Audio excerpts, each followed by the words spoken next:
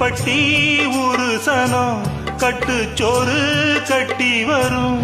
சொக்கனுக்கு மீனாள் போலே தக்கா துணவாச்சதாலே சின்னஞ்சிறு சோடியெல்லாம் சித்திரையில் இங்கு வரும்.